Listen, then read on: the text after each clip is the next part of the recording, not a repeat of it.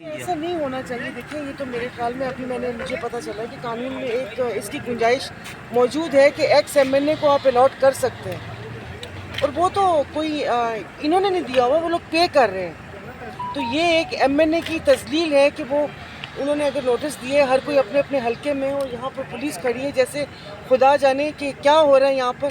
मुल्क में दहशतगर्दी हो रही है, उनको जाकर देखें, लग रहा है कि यहाँ पर कोई दुश्मन छुपे बैठे हुए कि जो ताले तोड़कर और वहाँ से उनको निकाल रहे हैं। का सामान बाहर फेंक दिया गया।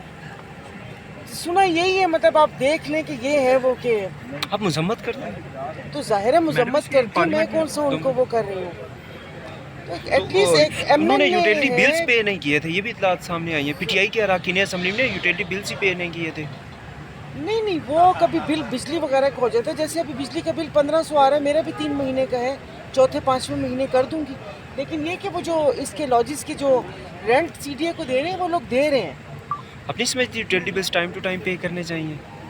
अरे हम शहरी का तो कौन पहले सा महीने मसला- में ही नहीं, वो काट तो दिया वो कर होता है, जाता लेकिन है। ये कि वो यहाँ पर ऐसे वो जिस तरह है कि अभी सर्दी है तो 1000 बिल आ रहे हैं, लेकिन ऐसा नहीं है। वरना हो तो ये बिजली और सुई गैस वगैरह ये कि काट लें, लेकिन ये कि होना नहीं चाहिए।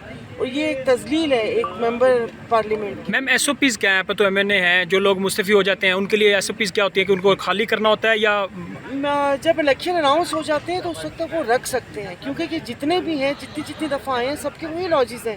तो ये कि 3 महीने का टाइम होता है, जो एक ड्यूरेशन होता है कि नेक्स्ट इलेक्शन का, उस वक्त तक रख सकते हैं। लेकिन मुझे नहीं पता कि क्या हो रहा है भाई। जब धमाके हो रहे हैं उधर जाकर सारे वहाँ पर जाएं, यहाँ पर कौन सी तखरीबी कार्रवाइयाँ हो रही हैं।